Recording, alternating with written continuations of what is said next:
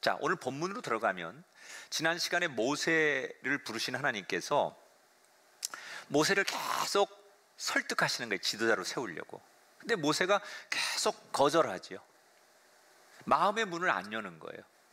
그래서 하나님께서 당신의 존재 이유를 설명하면서 모세를 설득해 가는 과정 속에서 오늘의 본문 말씀이 시작됩니다. 4장 10절 이렇게 문을 열지요. 모세가 여호와께 아뢰되 오 주여, 나는 본래 말을 잘하지 못하는 자니이다.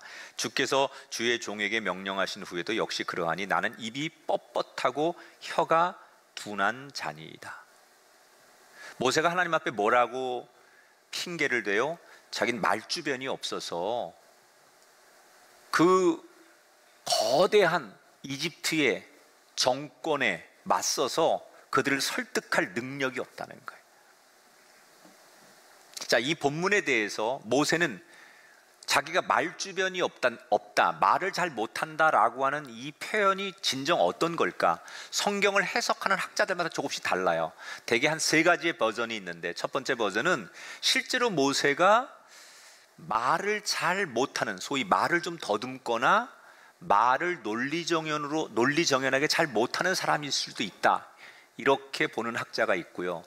두 번째는 이렇게 말한 이유가 이집트에 살다가 지금 미디안 광야로 40년을 홀로 떨어져 살았잖아요. 그래서 미디안 언어를 쓰다 보니 그 과거에 잘하던 이집트의 언어를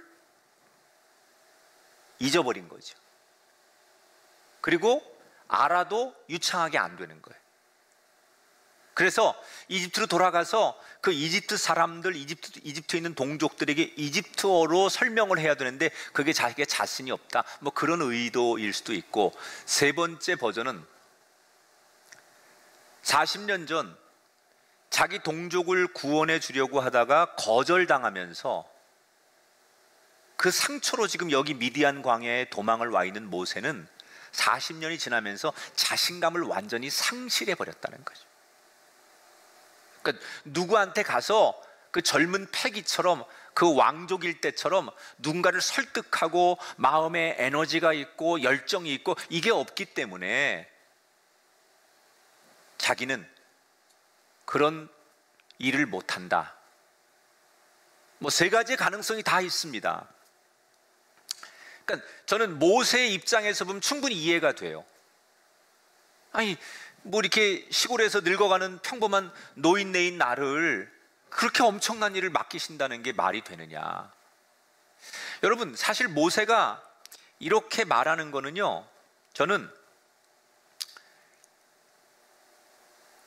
충분히 그럴 수 있다고 생각하는 것은 모세가 하나님을 제대로 모르는 거예요. 지금 아직도 하나님을 제대로 아는 사람은 저 못해요, 하나님 그런 일 못해, 이 소리 못합니다. 하나님을 제대로 인식하는 사람은 아니 제가 그걸 어떻게 해요, 이 소리 절대 못합니다. 그건 하나님을 잘 모르는 사람들이 하는 거예요. 그러니까 왜 모세는 하나님을 잘 모른다고 하는 거냐? 자기 생각이 강한 거예요. 자기가 생각할 때는 모세가 생각하는 승리 방정식이 있어요. 그게 바로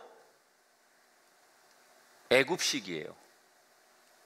애굽에 가서 파라오 왕을 이기려면, 그래서 동족들을 그 애굽으로부터 건져내려면 애굽보다 더 많은 힘이 있어야 된다고 생각하는 거예요. 예컨대 군사가 있어야 된다거나 아니면 돈이 있어야 된다거나 아니면 그런 조직이 있어야 된다고 생각하는 거예요. 힘이 없는데 어떻게 그 힘을 이길 수 있냐는 거예요. 이게 모세가 가지고 있는 상식이에요. 그러니까 이게 인간적으로는 맞는 생각이지만 제가 조금 전에 말씀드린 대로 하나님을 깊이 모르는 거예요. 하나님은 숫자나 군사의 힘이나 세상의 논리에 의해서 지배당하는 분이 아니에요. 인간이 컨트롤할 수 있는 분이 아니에요. 인간 위에, 모든 신 위에 뛰어난 분, 홀로 존재하는 분. 모세에게 나는 나다, 누구에 의해서 지배당하고 누구에 의해서 평가당하는 그런 신이 아니라 나는 스스로 존재하는 신이다 라고 하나님이 자기 이름을 말씀하셨잖아요. 그러니까 하나님을 모르는 상태면 당연히 세상에서는 힘이 있어야 그 힘을 이길 수 있다고 생각하니까 모세는 하나님이 자기한테 이집트로 가라고 하는데 자기는 힘이 없어요. 아무 군사도 주는 것도 아니고 자기한테 어떤 힘도 주지 않는데 힘이 없는 자기가 이집트를 가서 그들을 구원해 내라는 것은 불가능하다고 생각하는 거예요. 그런데 모세의 입장은, 그런데 이게 하나님의 입장으로 보면 불신이거든요. 하나님을 못 믿는 거잖아요. 그러니까 하나님께서 4번을 계속 모세를 설득하다가 오늘 본문에 드디어 하나님이 모세에게 분노하시죠. 11절 12절에 보니까 모세에게 하나님께서 단호하게 이렇게 말씀하세요. 누가 사람의 입을 지었느냐? 나 여호와가 아니냐? 이제 가라. 내가 내 입과 함께 있어서 할 말을 가르치리라. 하나님 뭐라고 말씀하시는 거예요? 너 섭섭하다. 너 내 능력을 그렇게 못 믿느냐? 여러분, 하나님이 모세에게 하신 얘기를 가만히 들어보세요. 너 가서 해라 이렇게 말씀하신 적 없어요.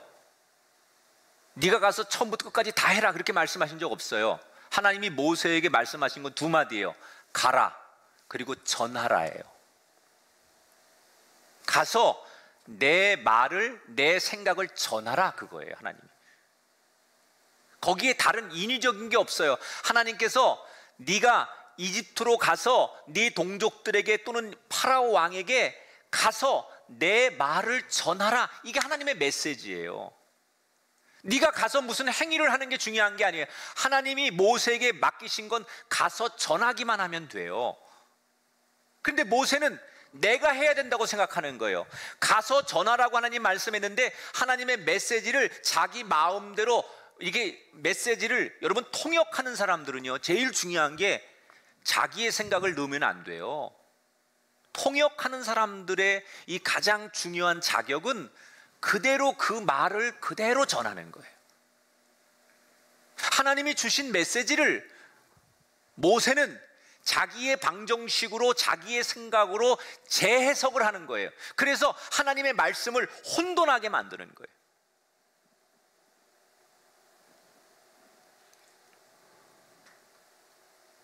그러니까 하나님 분노하시죠. 너 내 말을 못 믿느냐? 그냥 네 모습 그대로 가라. 하나님이요, 성경에서 사람을 들어 쓰실 때 이 사람이 갑자기 뭐 훌륭한 자격과 조건을 갖춰야만 그 사람을 쓰신 적이 없어요. 여러분, 그 당시에 모세 말고도 하나님이 쓸 사람이 얼마나 많았겠어요. 모세 말고도 젊고 유능하고 하나님 앞에 순종할 줄 알고 준비된 사람이 얼마나 많았겠어요, 세상에. 근데 왜 하필 모세입니까? 늙고 힘없고 못하겠다고 하고 자존감도 다 바닥났고 신앙도 없는 모세를 왜 쓰십니까? 그건 하나님의 주권이거든요. 근데 하나님은 네가 무슨 자격이 되기 때문에, 네가 무슨 조건이 되기 때문에, 남보다 탁월한 능력이 있기 때문에 너다가 아니에요. 네 모습 그대로 내 눈에 들어와서 내가 널 쓰는 거예요. 죄송해요, 장애를 가지고 계시거나 또는 남들보다 훨씬 어려운 상황에 놓인 분들에게는 이 말씀이 오늘 하나님 여러분에게 주시는 말씀이 돼야 돼요. 내 모습 그대로 날 쓰시는 거예요. 내 조건, 내 여건 그대로 쓰시는 거지, 내가 갑자기 뭐 좋은 부모와 배우자를 만나서 내 어떤 위치와 또는 내 처지가 바뀌고 내가 사람들에게 어떤 자격을 갖췄을 때 하나님이 비로소 날 쓰시는 거 아닙니다. 여러분, 그 모습 그대로, 몸으로 일하는 사람은 그 모습 그대로, 그 직장에서, 그 일에서, 그 환경에서, 그 부모 밑에서, 그 과정 환경에서 여러분 그 모습으로 하나님이 여러분을 쓰시길 원하신다는 거예요. 착각하는 거예요. 하나님, 내가 준비가 되지 않았는데요? 나는 그럴 만한 자격이 없는데요? 아니에요. 나는 네 모습 그대로 널 쓰길 원한다.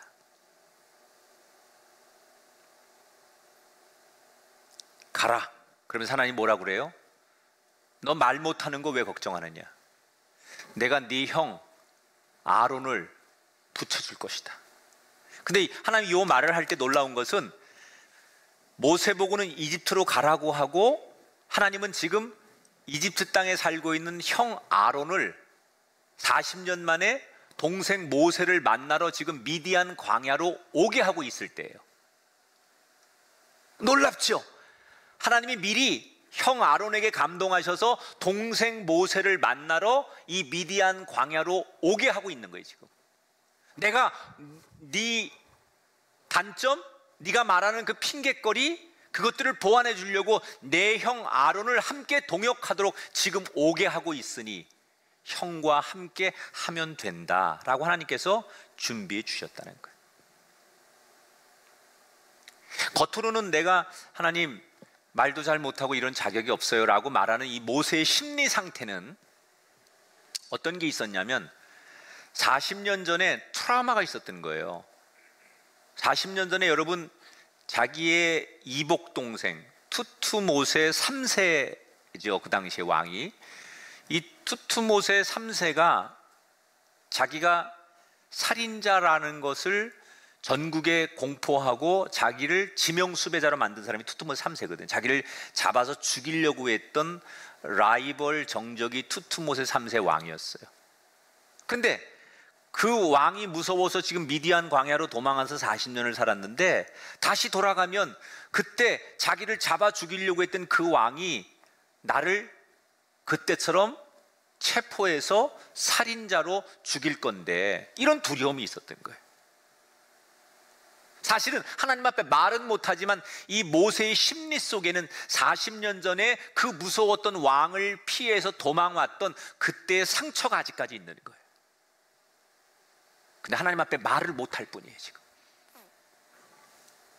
자, 모세가 갈등하다가 하나님이 이렇게까지 몰아세우니까 하나님이 분노하시며 너 정이 나를 못 믿느냐 이러고 하나님께서 강하게 말씀하니까 모세가 한풀 꺾여 자기 장인을 찾아갑니다.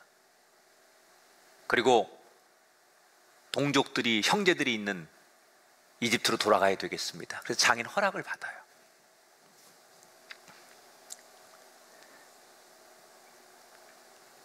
그리고서 장인 허락을 받고 자기 가족들을 데리고서 이집트로 이제 떠나기 위해 모든 짐을 다 준비합니다.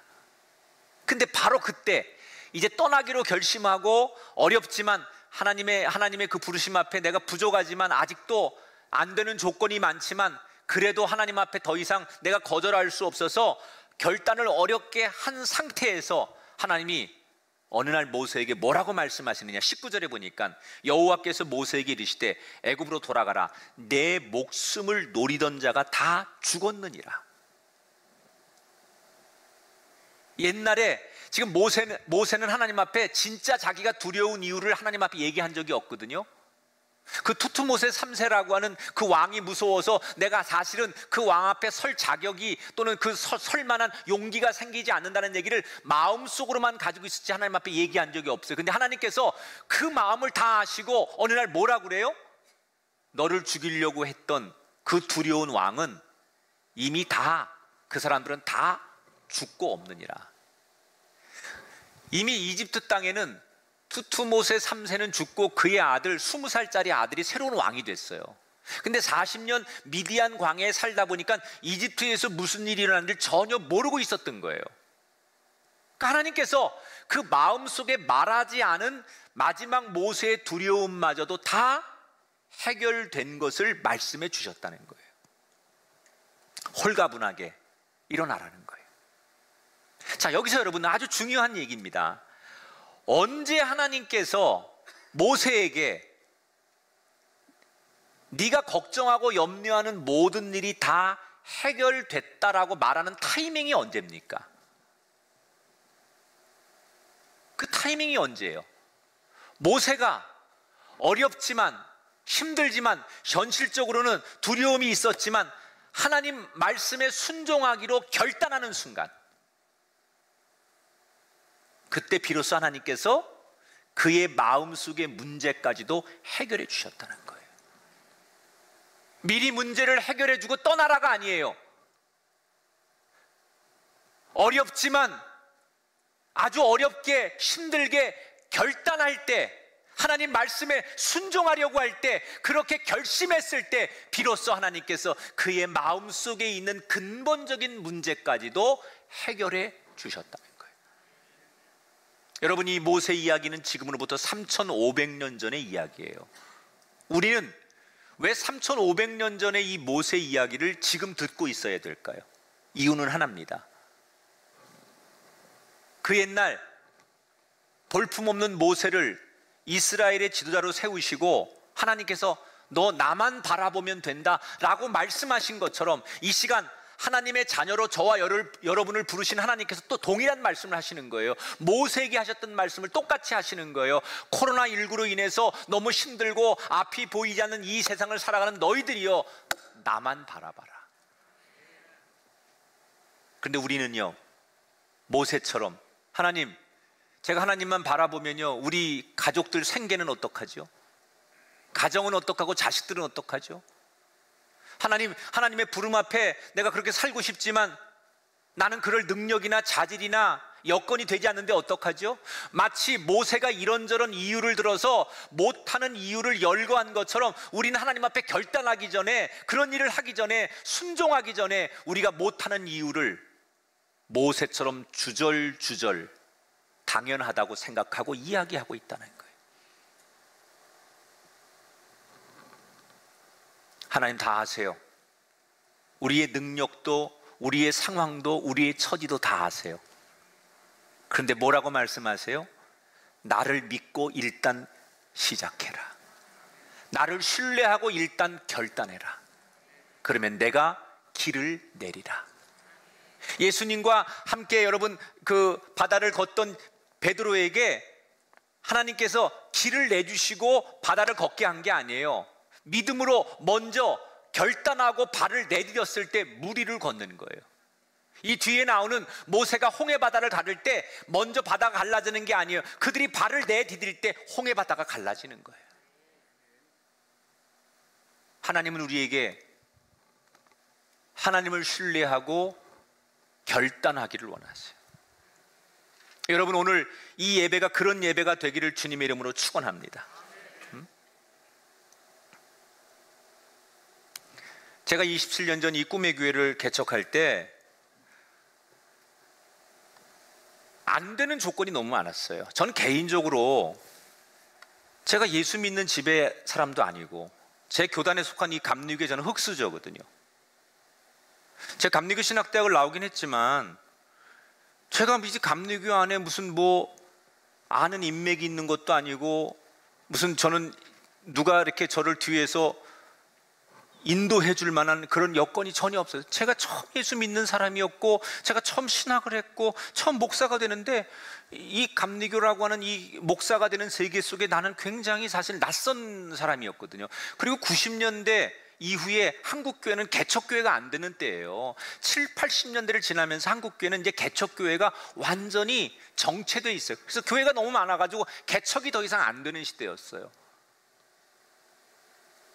그것도 안산에 제가 개척을 했을 때 이미 안산에 교회가 500교회가 있었습니다. 내가 501번째쯤 된 거예요. 그러니 안 되는 이유가, 조건이 너무 많았어요. 내가 개척한 교회는 지하교회였어요. 그러니까 내가 개척하면 잘 안 될 건데 라고 이게 숫자를 헤아리면 100가지도 넘어요. 안 되는 이유를 적으면 100가지 넘었다는 거예요, 그 당시에. 그런데 제 마음속에 안 될 때 안 되더라도 하나님이 나에게 개척의 소명을 주셨으니까 일단 해보자. 그리고 전 뛰어든 거예요. 무모하다고 사람들이 얘기했어요. 너 그렇게 빈손으로 아무 연고도 없는 안산에 가서 누굴 믿고 어떻게 해보려고 해? 요즘 같은 세상에 지하교회 누가 찾아오냐? 사람들은 다 그렇게 안 되는 이유를 많이 얘기해 줬어요. 근데 저는 마음속에 안 될 때 안 되더라도 하나님이 내게 주신 마음이니까 가보자. 그리고 내 태어나 처음 안산을 와본 거예요. 그리고 시작했어요. 뭐가 여건이 돼서 한 게 아니에요. 일단 결심하고 해보자. 그렇게 시작했는데 놀랍죠? 하나님께서 1명, 2명 교인을 보내기 시작하시는 거예요. 개척이니까 너무 막막했는데 그때마다 하나님께서 길을 열어주시는 거예요. 기적 같은 일이 한두 번이 아니었어요. 여러분, 제가 11번 교회를 건축했는데 11번의 건축 동안 한 번도 건축이 멈추거나 건축이 힘들어서 중단된 적이 없었어요. 이 모든 일이 가능했던 것은 제가 참 부족한 사람인데 하나님만 바라보고 해보자. 내가 비빌 데가 없어요. 부모 형제를 비빌 데도 없고 내가 아는 누구를 비빌 데도 없어요. 그러니까 오직 하나님만이 내가 비빌 대상이고 하나님만 바라보고 하자. 그랬기 때문에 하나님께서 저 같은 사람에게 길을 열어주셨고 도우셨다라고 믿어요. 하나님은 우리를 부르시고 방치만 하는 분이 아니에요. 부르시면 반드시 책임지시는 분이에요. 부르시면 준비해 주시는 분이에요. 여러분을 하나님이 부르셨다면 우리가 해야 될 일은 결단하면 되는 거예요. 하나님, 이게 준비가 안 돼서 못하는데요, 이게 안 돼서 제가 안 되는데요, 내가 아직은 아이들이 어려서 못하고요, 내가 아직은요 뭐 집 한 칸도 장만 못했는데요, 하나님 그래서 안 되는데요. 여러분, 그런 것들로 인해서 하나님이 여러분을 도우시는 게 아니에요. 그것 돼서 하나님이 그것 일시키기 위해서 그걸 주시는 분이 아니에요. 여러분이 결단하면 하나님께서 부족한 것을 채우시는 분이라는 거예요.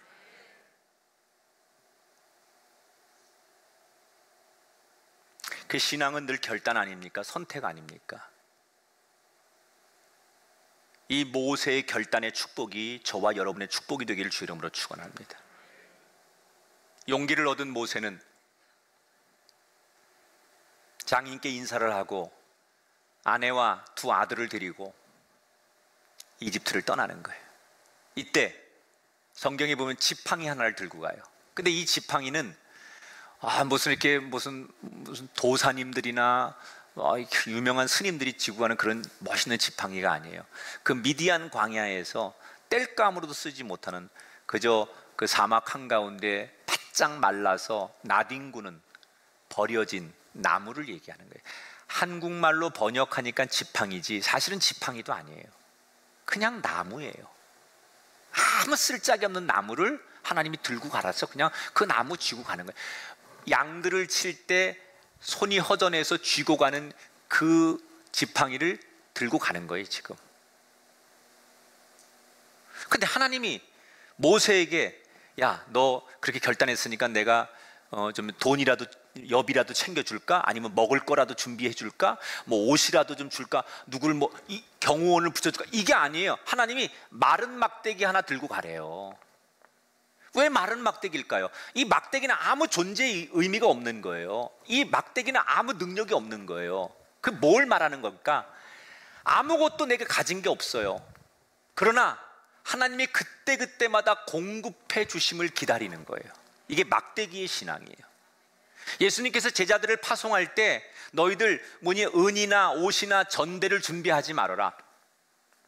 하나님의 공급하심을 기대하고 선교해라 그 말이에요. 이스라엘 백성들이 가나안을 향해 갈 때 가장 은혜로울 때 행복할 때는 언제였어요? 날마다 하나님께서 만나와 메추라기를 공급하실 때예요. 자기들의 계획에 의해서 먹을 게 비축되고 뭔가 재산이 있고 넉넉한 예산이 있어서 그들이 행복했지 않았어요. 그냥 정말 내일은 어떤 일이 있을까? 오늘 저녁엔 뭘 먹어야 될까? 아무것도 알 수 없는 미지의 세계를 한 걸음 한 걸음 걸어갈 때마다 하나님께서 그때마다 그들에게 공급하시는 은혜로 살아갈 때 그들이 제일 행복했다는 거예요. 너무 인간은 자기들이 똑똑한 줄 알고 이 불경기의 어려운 시대에 노후를 위해서 준비하고 예비하고 이것이 굉장히 잘하는 것 같지만 때로 신앙인들은요, 하나님 앞에 이 막대기 하나 들고 하나님의 공급하심을 기다리는 은혜, 이게 익숙해지고 이것이 정말 자기 삶의 기준이 되는 사람에게 너무 행복한 거예요. 자유한 거예요.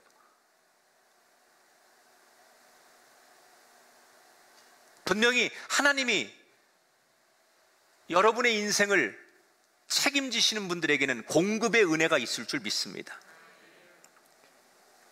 지팡이 하나 쥐고서 가는 거예요. 그리고 하나님께서 말씀하시죠. 오늘 성경에 21절부터 23절에 보면 애굽에 가면 무슨 일이 일어날 것이고 네가 해야 될 일은 뭐고 무슨 말을 해야 되고 이런 걸 쭉 얘기해 주시는 거예요. 다시 그때 모세가 애굽에 가면 어떤 일이 생길 거니까 내가 뭘 해야 되고 또 어떻게 행동해야 될지를 되새기면서 마음을 다시 점검하는 거예요. 그리고 이제 오늘 성경에 어떤 얘기가 나오느냐, 이 이야기를 여러분 제 설명을 잘 들어야 이 성경이 이해돼요. 이건 글로 읽으면 절대로 이해가 안 되는 부분이니까 설명을 좀 잘 들으셔야 돼요. 그렇게 해서 이제 모세가 이집트로 이제 가는 거예요. 가족들을 데리고. 그러다가 어느 날 날이 저물어 한 여관에 머물게 됩니다. 그런데 그때 그 여관에서 그날 밤 잠을 자다가 갑자기 하나님이 나타나셔서, 성경대로 표현하면 하나님이 갑자기 나타나셔서 모세를 죽이려고 한다, 이렇게 써 있어요. 자, 여러분 이해가 안 되잖아요. 하나님이 그렇게 모세를 몇 번이나 설득하고 설득해서 겨우 모세를 부르시더니, 아니 이제 이집트로 사명을 감당하러 가는 모세를 왜 그날 밤에 죽이려고 하시는 걸까? 이게 글로 읽으면 논리가 성립이 안 돼요. 이거 어떻게 풀어야 되느냐? 그의 아내 십보라의 행동을 보면서 풀어야 돼요. 자, 하나님이 모세를 죽이려고 했다. 어떻게 죽이려고 했는지 성경에 나오지 않지만 제가 성경을 공부하면서 생각하는 건 이런 거였을 것 같아요. 하나님이 무슨 갑자기 나타나서 모세의 목을 조이면서 죽이려고 했던 게 아니라 그날 밤 갑자기 막 식은땀이 나고 호흡이 안 되고 심장이 멎을 것 같고, 아니면 갑자기 고열이 나고 도저히 막 잠시도 어떻게 앉아 있을 수, 누워 있을 수 없는, 막 온몸이 금방 오늘 밤을 넘길 수 없을 것 같이 갑작스럽게, 여러분 우리 갑자기 요즘 현대인들도 무슨 폐렴이 오거나 급체가 오거나 뭐 그러면 죽을 것 같은 그런 걸 느끼잖아요. 그러니까 아마도 모세가 그날 밤 여관에 들어갔을 때 몸이나 컨디션이 안 좋아서 굉장히 몸에 이상이 와서 사경을 헤맬 만큼, 내가 이러다 죽는 거 아니야 라고 느낄 만큼 모세가 고통스러워했다는 거예요. 근데 모세는 이것을 영적으로 해석하는 거예요. 하나님이 나에게 이런 환경과 이런 죽음으로 몰아가시는 거다. 아마 저는 그렇게 이 성경을 해석하는 게 맞다고 봐요. 이때 모세가 너무 죽을 것 같이 고통스러우니까 빨리 아내를 불러요. 아내를, 옆에 있는 아내를 깨우는 거예요. 그때 아내가 남편의 부름을 받고 뭘 하느냐, 25절에 보니까 십보라가, 모세 아내죠, 돌칼을 가져다가 그의 아들의 포피를 베어 그의 발에 갖다 대며 이르되 당신은 참으로 내게 피남편이로다. 뭐 하는 거예요? 아내가 자기 첫째 아들 게르솜에 할례를 행했다는 거예요. 그리고 피가 철철 나는 그 아들의 할례 그 포피를 갖다가 모세의 발 앞에 갖다 놨을 때 모세가 호흡이 정상으로 돌아오고 죽을 고비에서 살아났다는 거예요. 자, 왜 이런 일이 일어났고 이런 일이 일어난 의미가 뭘까? 이스라엘 백성들은 아들이 태어나면 반드시 8일 만에 할례를 줍니다. 할례. 이건 어떤 뜻이 있냐면, 나와 내 아들은 하나님의 백성으로 드립니다라는 고백의 행위예요. 여러분, 모세가 갈대상자에서 애굽의 공주에게 이렇게 건진받았을 때, 얘가 히브리인이구나라는 걸 어떻게 알았을까요?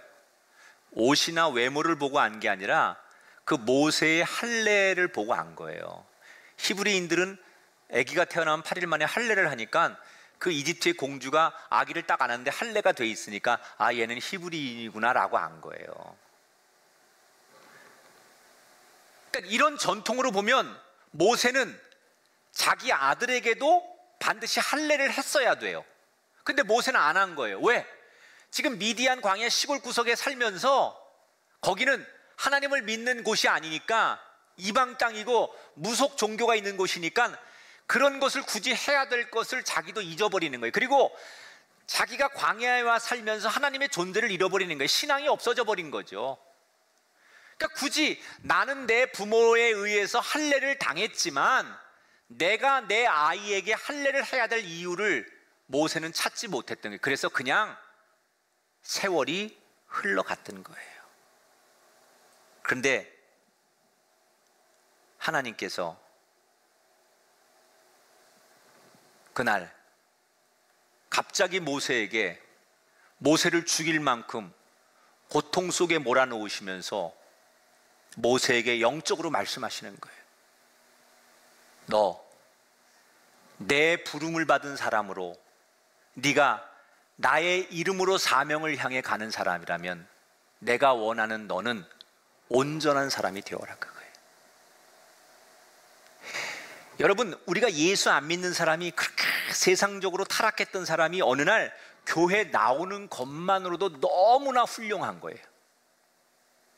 믿음이 전혀 없던 사람이 어느 날 내 세례 받겠습니다 라고 말하는 것만으로도 너무나 큰 변화예요. 그러나 하나님은 그것으로 만족하는 게 아니라 그 사람이 온전한 그리스도인이 되기를 원해요.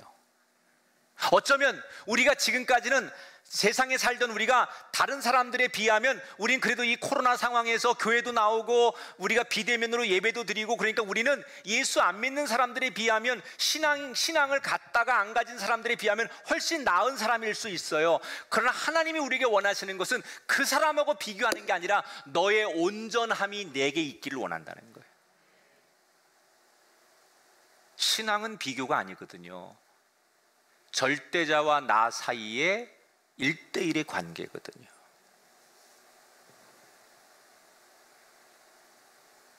하나님은 모세가 이방 땅에 살고 있어서 하나님을 잊고 살았던 모세가 온전한 하나님의 사람이 되길 원하셨어요. 우리는 지금 이 어려운 시기에 우리가 정말 조심해야 될 거, 사람들은 지금은 예배를 드리고 싶어도 드릴 수 없는 여건이에요. 아니, 이게 관행이에요. 이렇게 해도 지금은 문제가 없어요. 이게 훨씬 편해요. 이런저런 이유로 우리가 분명히 잘못된 신앙생활을 하는 걸 방치하면 안 된다는 거예요.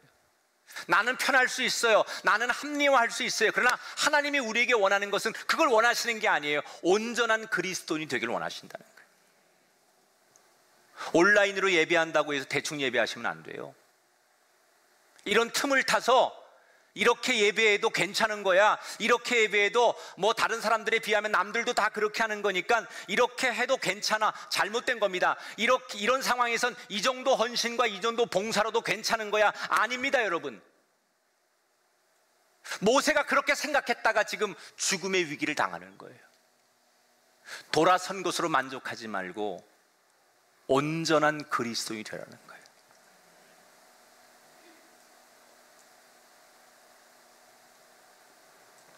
우리는 지금 우리에게 펼쳐진 이 상황 앞에서 혹시 모세가 내가 안 가려고 하다가 하나님 앞에 순종한 것만으로도 대단한 거 아닙니까? 내가 결단하고 이집트로 가기로 순종하고 결심한 것만으로도 하나님 내가 대단한 거 아닙니까? 이 정도의 스스로의 만족을 가지고 살아가는 모습이 내 모습은 아닐지 돌아보셔야 된다는 거예요.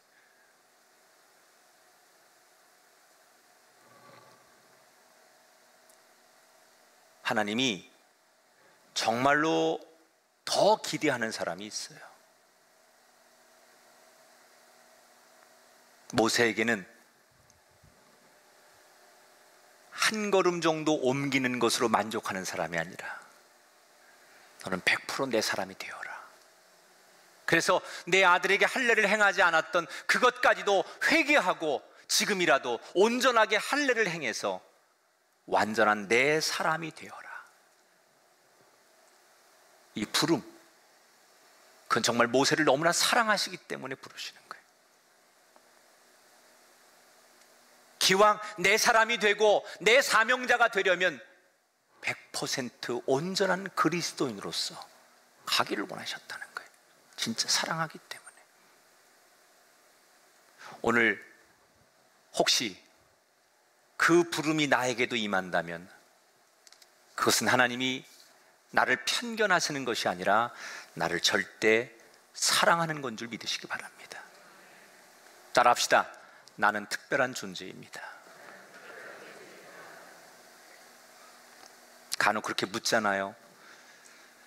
세상에 나쁜 사람들 정말 많은데 그 사람들에 비하면, 그 사람들하고 비교하면 저는 그래도 하나님 내가 책망받을 짓은 안 하잖아요.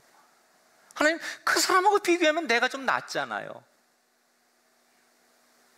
그러니 그 비교 속에 나는 하나님 앞에 은총을 받아 마땅한 사람 아닙니까? 라고 우리는 항변합니다. 아닙니다. 나는 나예요. 나에게 기대하신 하나님의 눈은 그 정도가 아니에요. 온전한 그리스도인, 너는 특별한 사람이다. 넌 나한테 그런 사람하고 비교할 수 없는 온전한 사람이다. 그래서 그리스도인에게 여러분의 가정에 시험과 환난도 주시는 거예요. 진짜 온전해지길 원하셔서. 대충 살고도 문제없이 살아가는 그 사람들하고 달라요. 여러분, 너무나 특별하기 때문에, 그 정도로 하나님이 그렇게 놔둘 수 없는 사람들이기 때문에 갈고 다듬고 닦아서라도 온전한 하나님의 그릇이 되기를 원하시기 때문에 모세를 부르신 것처럼 우리를 부르신다면 우리는 오늘 그 부름 앞에 감사하고 하나님 앞에 일어서야 될 줄 믿습니다. 세상의 눈으로 보면 우리는 별거 아닙니다. 그러나 하나님의 눈으로 보면 저와 여러분은 특별한 존재라는 것을 잊지 마시고, 그 특별한 존재로 봐주시는 하나님 앞에 모세처럼 일어서셔서 아름다운 길을 걸어갈 수 있는 귀한 분들 되시기를 주님의 이름으로 축원합니다.